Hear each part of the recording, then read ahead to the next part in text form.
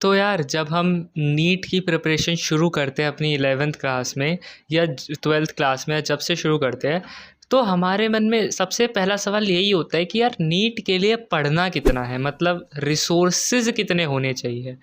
कोई कहता है एनसीईआरटी मत पढ़ो, सिर्फ मॉड्यूल्स पे फोकस करो या कोई एक्स्ट्रा बुक पे फोकस करो। कोई कहता है कि भाई सिर्फ एनसीईआरटी ही पढ़ो, उससे बाहर बिल्कुल ही मत पढ़ो। कोई कहता है कि यार ये बुक लगा लो, कोई कहता है वो बुक लगा लो। अब ऐसे में यार एक जो आम इंसान होता है, जो आम बच्चा होता है, नॉर्मल बच्चा, वो तो यार पूरा बुक्स वुक्स का लाके भंडार खड़ा कर देता है। उसके बाद at the end of the year उसे रियलाइज़ होता है कि यार मेरे से तो एक भी बुक नहीं हुई, मैंने तो ये लाके अपने पैसे ही वेस्ट करे हैं। Hello NEET aspirants, I am Piyush Gupta. तो यार आज की इस वाली वीडियो में मैं आपको बताने वाला हूँ कि आपको जो है नीट के लिए रेलेवेंट रिसोर्सेज जो है क्या क्या यूज़ करने चाहिए। इवन मैं वो रिसोर्सेज बताने वाला हूँ जो पर्सनली जो है मैंने यूज़ करे। तो यार इस वीडियो में कोई भी यार प्रमोशन नहीं होने वाली है, ठीक है। एकदम ऑनेस्ट रिव्यू रहेगा मेरी तरफ से, एक ऑनेस्ट एडवाइस रहेगी मेरी तरफ से, ठीक है। तो यार वीडियो को स्टार्ट करते हैं। तो यार सबसे पहले हम लोग बात कर लेते हैं फिज़िक्स की। एक ऐसा सब्जेक्ट जिसमें यार सच में बच्चों को नहीं पता होता कि यार करना कितना है, क्योंकि ये सब्जेक्ट तो मतलब बहुत ज़्यादा ही वास्ट है ना। तो यार देखो, सबसे पहले जो मैंने किया था इस सब्जेक्ट में, मैंने यार सबसे पहले आप जो भी कोचिंग में आप जाते हो उसके जो है ना क्लास के नोट्स को बहुत अच्छे से पढ़ना है, ठीक है।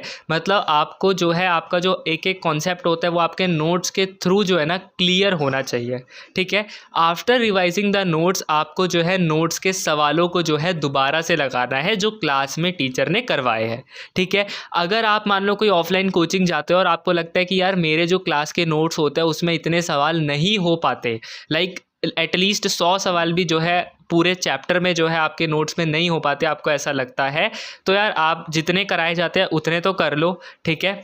और उसके बाद डीपीपी भी करनी है जो आपकी कोचिंग से आपको मिलता ही होगा, ठीक है। और डीपीपी के साथ जो है मॉड्यूल भी करनी है। उसके साथ साथ अगर आपके नोट्स में सवाल कम है तो आप एक एक्स्ट्रा बुक ले सकते हो, और मेरी प्रेफरेंस में आप डीसी पांडे लेना, that would be best for you, क्योंकि वो नीट रेलिवेंट है ना। डीसी पांडे के साथ साथ आप चाहो तो और कोई ऑल्टरनेट में अगर आप मुझसे पूछोगे तो आप एनसीईआरटी पंच भी ले सकते हो। दोनों बुक्स काफ़ी अच्छी है, दोनों ही बुक्स में जो है नीट रेलिवेंट क्वेश्चंस जो है आपको ईजिली मिल जाएंगे, ठीक है। अब वो बच्चे जिनको लगता है कि यार क्लास में जो है पहले ही बहुत सारे सवाल करवा दिए जाते हैं, एग्जांपल मैं दे देता हूँ, जैसे एमआर सर के नोट्स होते हैं उसमें क्लास में ही कम से कम पूरे चैप्टर में 200, 250, 300 सवाल भी कभी कभी जो आपको मिल जाते हैं, है ना। तो ऐसे में तो यार देखो, आपको फोकस सबसे पहला क्लास के नोट्स पर ही देना है। जो क्लास के नोट्स में सवाल हो रहे हैं उनको बहुत अच्छे से करना सीखना है, ठीक है। ये आपका पहला स्टेप है, ठीक है। तो क्लास के नोट्स के सवालों को बहुत अच्छे से सीखने के बाद आपको जाना है डीपीपी पर, जो आपको कोचिंग से डीपीपी मिलती है। कोचिंग की डीपीपीज वगैरह सॉल्व करने के बाद अब आपको जाना है next step, that is modules. कुछ बच्चों के पास हो सकता है मॉड्यूल्स हो, कुछ बच्चों के पास हो सकता है मॉड्यूल्स ना हो, ठीक है। जिनके पास है बहुत अच्छे, आप उसमें से कुछ सिलेक्टेड क्वेश्चंस को लगा सकते हैं जो आपको पता है रेलिवेंट हो, जो आपको रेलिवेंट लगे, ठीक है। जिन बच्चों के पास मॉड्यूल नहीं है वो एक काम कर सकते हैं कि जैसे जो यूट्यूब है, यूट्यूब पे आपको ना दो सीरीज़ वगैरह चलती रहती है ना, अलग अलग जो कोचिंग्स की चलती रहती है, आप वहाँ से क्वेश्चन प्रैक्टिस कर सकते हो। फॉर एग्जांपल मैंने कहाँ से की थी, यूट्यूब पे ना जैसे पीडब्ल्यू की एक प्रश्नकाल सीरीज़ है, ठीक है, आप वहाँ से प्रैक्टिस कर सकते हो। और एक नीट सिलेक्शन एक्सप्रेस नाम से सीरीज़ है, वहाँ से आप प्रैक्टिस कर सकते हो। इन दोनों सीरीज़ में थोड़े अच्छे लेवल के सवालों को करवाया गया है, तो ये बेटर रहते हैं, ठीक है। अब आगे का इसका मैं बताऊँ ना, तो आप सबको जो है PYQs ज़रूर लगाने हैं at the end of chapter. मतलब आपकी मर्ज़ी, आप साथ साथ लगाना चाहो आप साथ साथ लगा लो, और एंड में लगाना चाहो एंड में लगा लो। बेटर ये रहता है एंड में लगाओ, इससे क्या होता है ना, PYQ लगाने से आपका ना पूरा पूरा चैप्टर ही रिवाइज हो जाएगा जब आप एंड में लगाओगे, है ना। तो PYQ ज़रूर लगाने हैं। और आप जो टेस्ट देते हो ना यार, टेस्ट में जो है 50 सवाल आते हैं, उसमें से आप 45 अटैम्प्ट करते हो, 5 छोड़ देते हो। जो 5 सवाल आप छोड़ते हो ना, उनको भी करा करो सॉल्व आफ्टर द टेस्ट, ठीक है। उनको भी सीखा करो, वो भी बहुत ज़रूरी होता है। क्या पता उनमें से ही कोई एक सवाल आपके मेन एग्ज़ाम में आ जाए, ठीक है। तो उनको भी जो है ज़रूर लगाना है, उनको जो है छोड़ना नहीं है, उनको हल्के में नहीं लेना है, ठीक है। तो टेस्ट के सवाल भी बहुत ज़्यादा आपके लिए जो है इंपॉर्टेंट बन जाए। ये भी एक तरीके का रिसोर्स ही है। Test is also a kind of resource, जहाँ से आप क्वेश्चन प्रैक्टिस करना सीखते हो, जहाँ से आप अपने कॉन्सेप्ट को बनाते हो, और जहाँ से आप ये तक सीख जाते हो कि आप किस कॉन्सेप्ट में वीक हो, ठीक है। उसके साथ साथ यार अगर मान लो आप ये सारी चीज़ें कर लेते हो, सबसे पहले ध्यान रखना ये पहला स्टेप है जो अभी तक मैंने बताया है, ठीक है। ये सारा स्टेप अगर आप कर लेते हो, उसके बाद जाकर आप जो है कुछ एक्स्ट्रा क्वेश्चंस प्रैक्टिस कर सकते हो फ्रॉम द अदर बुक्स। अगर आप एक ऑनलाइन स्टूडेंट हो, आप डीसी पांडे बुक ले सकते हो, जैसा कि मैंने पहले भी बताया था। और उसके साथ साथ आप जो है एनसीईआरटी पंच भी ले सकते हो। और इवन आपको जो है कभी कभी ऐसा होता होगा कि कोचिंग से जो है ना प्रैक्टिस असाइनमेंट्स भी मिलती होंगी, उनको ज़रूर लगाना, ठीक है। वो भी बहुत ज़्यादा ज़रूरी होती है। कोचिंग से कुछ भी मिल रहा है ना यार, उसको मत छोड़ना अगर आपको दिख रहा है कि यार वो नीट के लिए रेलिवेंट है, ठीक है।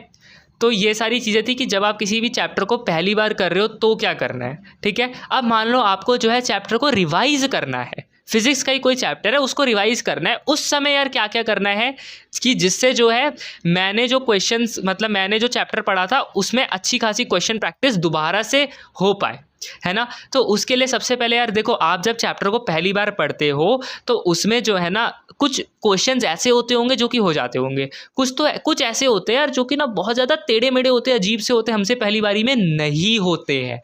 उन सवालों को जो है ना आपको स्टार मार्क कर लेना है, बहुत ज़रूरी होता है। उनको स्टार मार्क करते जाओ। और वो सवाल जो कि आप मिस्टेक नोटबुक में लिख रहे हो कि यार टेस्ट में मेरे से नहीं हो रहे या फिर मैं छोड़ रहा हूँ टेस्ट में, ठीक है। इवन जो सवाल आपसे डीपीपी में भी नहीं होते ना, उनको आप अपने नोट्स के ही रजिस्टर में लिख के स्टार मार्क कर दिया करो, ठीक है। इस तरीके से आपके पास एक उन सवालों की लिस्ट बन जाएगी जिसमें जो है आप पहली बार नहीं कर पाए थे उन सवालों को, ठीक है। उसके बाद जब आप चैप्टर को रिवाइज करते हो तो सबसे पहला काम है आपको अपने नोट्स को रिवाइज करना है बहुत अच्छे से। उसके बाद आपको जाना है इन स्टार मार्क वाले सवालों पर और मिस्टेक नोटबुक्स पर। इन सवालों पर आपको सबसे ज़्यादा फोकस देना है, ठीक है। अगर ये सारे सब कुछ कर लो, ये भी काफ़ी होता है, लेकिन इसके बाद भी आपके पास टाइम है तो आप पीवाईक्यूज को दोबारा लगा के रिवाइज कर सकते हो। तो अगर आप इतना ही कर लोगे ना तो आपका वो चैप्टर जो है अच्छे खासे लेवल पे तैयार हो जाएगा दोबारा से रिवाइज करते समय, ठीक है। उसके बाद आप उस चैप्टर का टेस्ट दे दो, आपकी अच्छी खासी प्रैक्टिस हो जाएगी। कई बार होता है कि कोचिंग वाले ना हमें रिवीजन असाइनमेंट्स भी दे देते हैं 3 महीने के बाद। मान लो कोई चैप्टर अभी चल रहा है, वो खत्म हो गया इस महीने, 2-3 महीने बाद आपको एक रिवीजन असाइनमेंट दे दी जाती है कि आप वो चैप्टर रिवाइज करने के लिए रिवीजन असाइनमेंट लगा लो। तो वो भी एक अच्छा जरिया होता है क्वेश्चन प्रैक्टिस करने का उस चैप्टर। यार वन मोर थिंग, फिज़िक्स के लिए ना यार आप लोगों को जो है एनसीईआरटी भी पढ़नी है। क्लास 12th की पार्ट 2 पूरी पढ़नी है, वहाँ से लाइन में से सवाल आ सकता है, इस साल भी आया है स्टेटमेंट बेस्ड सवाल, ठीक है। और क्लास 11th की पार्ट 2 पूरी, और क्लास 11th में जो यूनिट एंड डायमेंशन वाला पार्ट है ना यार उसको ज़रूर पढ़ना है, ठीक है। तो यार आप लोगों का मैं नहीं चाहता बहुत ज़्यादा टाइम वेस्ट हो इसी वीडियो में, तो यार मैं देखो बता देता हूँ। जो केमिस्ट्री है ना उसके लिए भी आपको सेम चीज़ फॉलो करनी है जो मैंने पहले बताई है, ठीक है। बस कुछ कुछ चीज़ें जो कि आपको बदलनी है, लाइक फिजिकल केमिस्ट्री में जो है आपको एनसीईआरटी की बैक एक्सरसाइजेज भी करनी है, और क्लास 12th की पूरी एनसीईआरटी पढ़नी है फिजिकल केमिस्ट्री के लिए। क्लास 12th में आप एटॉमिक स्ट्रक्चर की एनसीईआरटी को पढ़ सकते हो, और सम बेसिक कॉन्सेप्ट्स में जो स्टार्टिंग वाला पार्ट है, स्टार्टिंग में हिस्ट्री दे रखी है, उसके बाद वाला जो पार्ट है ना उसको भी आप रीड कर सकते हो, ठीक है। इनऑर्गेनिक केमिस्ट्री में यार आपका जो है ना एनसीईआरटी एग्जाम्पलर आप ज़रूर लगाना, क्योंकि उसके जो क्वेश्चंस होते हैं ना वो सीधे सीधे जो है आपके नीट में पूछे जाते हैं। और यार उसके साथ साथ आपको एनसीईआरटी की लाइनें याद होनी चाहिए, इनऑर्गेनिक केमिस्ट्री में बहुत ज़रूरी होती है, ठीक है। ऑर्गेनिक केमिस्ट्री में यार वही है, एनसीईआरटी के बैक के सवाल बहुत ज़रूरी होते हैं। इवन और इनऑर्गेनिक में भी आपको करना है कि एनसीईआरटी के आप बैक के सारे सवाल लगाओ और इनटेक्स्ट के भी सारे सवाल लगाने हैं, ठीक है। एक भी सवाल नहीं छोड़ना है, क्या पता जो आप एक सवाल छोड़ो वही आपके पेपर में आ जाए, ठीक है। तो एनसीईआरटी को बहुत अच्छे से करना है। ऑर्गेनिक में स्पेशली जीओसी में आपको जो है प्योरीफिकेशन वाला और सेपरेशन वाला जो पार्ट है, और जो टेस्ट वाला पार्ट है, लजाइन टेस्ट और उसके आगे के जो टेस्ट है, वो सारे पार्ट्स को जो है आपको अच्छे से जो है याद करके जाना है, पढ़ के जाना है। और उसके बाद हाइड्रोकार्बन्स की एनसीईआरटी और क्लास 12th की पूरी ऑर्गेनिक की एनसीईआरटी आपको याद होनी चाहिए। कहीं से भी यार लाइन में से सवाल बना के दे सकते हैं वो लोग, ठीक। और एक चीज़ यार, ऑर्गेनिक केमिस्ट्री जो है ना उसको प्लीज़ लिख लिख के ज़रूर करना, वो बहुत ज़रूरी होती है, ठीक है। वो बहुत इंपॉर्टेंट है, क्योंकि लिखोगे नहीं तो यार आपका ना ऑर्गेनिक में वो बेस नहीं बन पाएगा। तो लिखना ज़रूर है, और regular revisions are required in organic chemistry, आपको रोज़ रिवाइज करना पड़ेगा, ठीक है। तो यार एट द एंड हम बात कर लेते हैं बायोलॉजी की। तो यार देखो, बायोलॉजी में आपको सबसे पहले ना आपको कॉन्सेप्ट सीखना है अपनी क्लास में। अपनी क्लास को बहुत ध्यान से सुनना है, ठीक है। नोट्स बनाने हैं चीज़ों को समझने के लिए, ठीक है।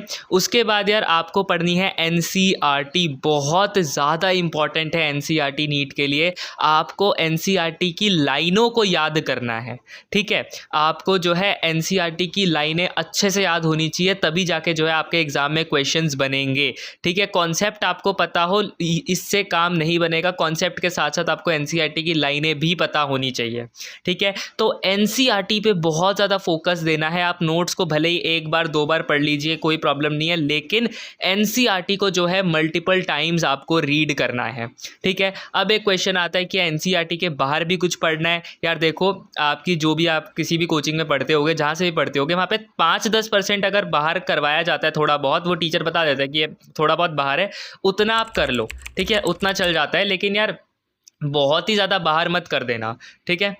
तो इस तरीके से आप मैनेज कर सकते हो। आपको जो है अच्छे से एनसीईआरटी वगैरह पढ़ने के बाद डीपीपीज लगानी है। उसके साथ साथ आप एक बुक ले सकते हो, that is MTG finger tips. बहुत अच्छी बुक है सॉल्व करने के लिए। लेकिन आपको अभी भी लगता है कि यार मेरी क्वेश्चन प्रैक्टिस कम हो रही है, तो यार आपको टेस्ट देने हैं, ठीक है, इस चैप्टर के बहुत अच्छे से, और मॉड्यूल्स आप सॉल्व कर सकते हो। इसके साथ साथ आप एनसीईआरटी पंच भी ले सकते हो, उसकी पीडीएफ आपको मिल जाएगी, है ना। एक आप हार्ड कॉपी रख सकते हो किसी बुक की, और एक पीडीएफ रख लो, ठीक है। तो इससे आप दोनों बुक्स को सॉल्व कर पाओगे, क्योंकि बायोलॉजी के जनरली क्वेश्चन छोटे छोटे से होते हैं, तो आप फटाफट जो है सॉल्व कर सकते हो, ठीक है। और यार देखो, इररेलेवेंट सवालों के पीछे मत भागना, ठीक है। पता चल रहा है ये चीज़ एनसीईआरटी में है ही नहीं, आप उसको सीखने के लिए चले हुए हो, तो वो सब मत करना, ठीक है। और उसके साथ साथ यार पीवाईक्यूज़ बहुत ज़रूरी है मेरे सजेशन में, लास्ट 15 से 20 साल के लिए फॉर बायोलॉजी, ठीक है। लास्ट 15 से 20 साल के आप पीवाईक्यूज़ लगा लो बायो के लिए। उसमें भी आप ट्राई करना कि जो एनसीईआरटी के बाहर के आपको दिखे, उनको जस्ट आप एक गो थ्रू कर लो कि हाँ देख लो कि इस क्वेश्चन का आंसर ये था। एज सच उस पर ज़्यादा दिमाग लगाने की ज़रूरत नहीं है, ठीक है। और उसके साथ साथ यार आपको जो है फिज़िक्स के लिए लास्ट 36 ईयर्स के पीवाईक्यूज़ लगाने, और केमिस्ट्री के लिए भी लास्ट 36 ईयर्स के पीवाईक्यू लगाने हैं, ठीक है। सो यार यही सब था आज की वीडियो के लिए। मेरा यार एक मोटिव था कि यार मैं ना एक रियलिस्टिक कंटेंट आपके आगे रखूँ कि यार अगर आप एक कोचिंग जाते हो और आप वहाँ से नोट्स बना के पढ़ते हो, तो यार आपके क्या क्या रिसोर्सेज होने चाहिए, क्या लिमिट होनी चाहिए रिसोर्सेज की यार, जिससे आप जो है जिनको करो और आपके नीट में एक अच्छा स्कोर आए। और यार जितना मैंने बताया ना, आप उतना कर लोगे, उतना आपका एक स्कोर अच्छा आएगा, ठीक है। आप इसको रिलीजियसली फॉलो करोगे, आपका एक अच्छा स्कोर आएगा, ठीक है। रिवीजन अच्छे से करनी है, और एंड के टाइम पे खूब सारे मॉक टेस्ट देने हैं भाई, बहुत बढ़िया स्कोर आप ला सकते हो, ठीक है। और लोगों की बातों में नहीं आना है कि भाई ये भी कर ले, वो भी कर ले, ये भी ले आ, वो किताब भी ले आ, इधर से भी कुछ पढ़ ले, वहाँ से भी कुछ पढ़ ले। भाई हौच पौच हो जाएगा दिमाग का, आपको सच में कुछ समझ नहीं आएगी कि मैंने क्या पढ़ लिया, मैंने क्या कर लिया, ठीक है। एक बुक को 10 बार करोगे वो बेटर रहता है, ना कि 10 बुक को एक एक बार, ठीक है। तो यार आई होप आपको इस वीडियो से कुछ ना कुछ तो सीखने को मिला ही होगा। तब तक के लिए यार पढ़ते रहिए। अब की बार 700 बार का गोल रखना है। Thanks for watching. हमारा नाम है रामलाल।